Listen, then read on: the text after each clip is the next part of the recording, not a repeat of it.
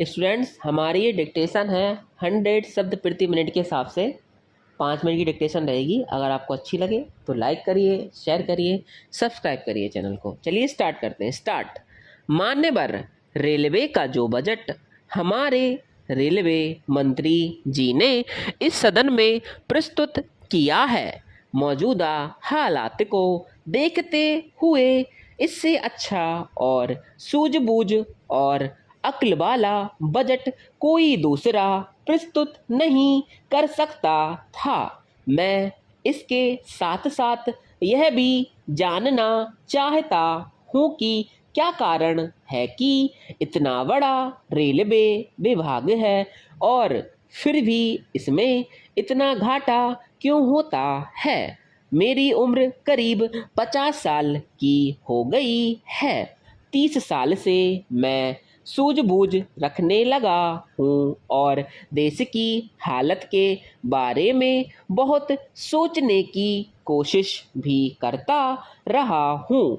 मैं अभी तक इस सवाल का जवाब नहीं पा सका हूँ कि रेलवे के अंदर चाहे आप रात को जाइए, दिन में जाइए और चाहे प्रथम श्रेणी के टिकट खरीदने के लिए जाइए, द्वितीय श्रेणी के टिकट खरीदने के लिए जाइए, आपको टिकट नहीं मिलता है। इसका मतलब यह है कि रेलवे फुल कैपेसिटी में चलती है। हमारी रेलें 24 घंटे चलती हैं। जब इतना बड़ा विभाग होने पर भी कोई सीट खाली नहीं होती तो मेरी समझ में नहीं आता है कि रेलवे में घाटा क्यों होता है। आज तक मैं इस पर सोचता रहा हूँ।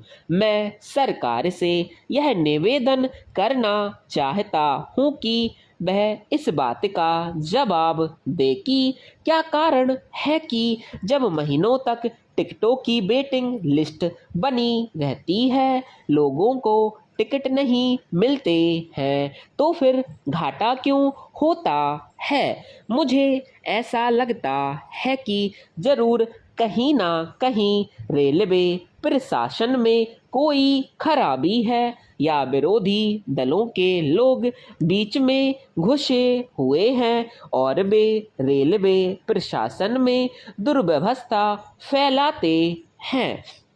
मैं चाहता हूँ कि सरकार को इन लोगों से सावधान रहना चाहिए। मैं जानना चाहता हूँ कि इस घाटे का कारण क्या है। रेलवे के बजट में यह जो घाटा होता है उसका क्या कारण है, इसको मंत्री महोदय बताएं। दूसरी बात यह है कि मालगाड़ियाँ जितनी भी हैं, अगर उनको देखें तो वहाँ कोयले की आवश्यकता है जो पूरी नहीं हो रही है। कोयला नहीं आ रहा है। यह क्यों नहीं आ रहा है? क्योंकि बोगियाँ नहीं मिलती हैं। बोगियाँ इतनी हैं ही नहीं जिनसे देश की मांग पूरी हो सके, तो मालगाड़ियों में भी उपलब्धता नहीं है।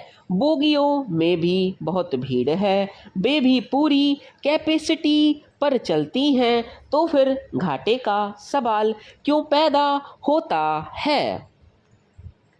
मेरा तीसरा सवाल यह है कि रेलवे के अंदर दुर्घटनाएं क्यों होती हैं। यह बात मेरी समझ में आज तक नहीं आई, जबकि रेलवे लाइन अलग है।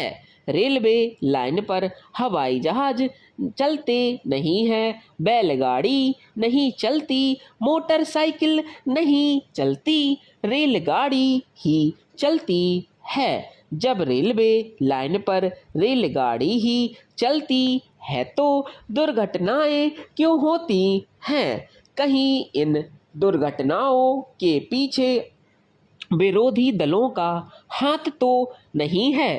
तो मैं सरकार से यह जानना चाहूँगा कि वह इस बात का जवाब दे कि वे कौन सी विरोधी पार्टियाँ हैं, वे कौन से तत्व हैं जो रेल के अंदर उपद्रव करते हैं।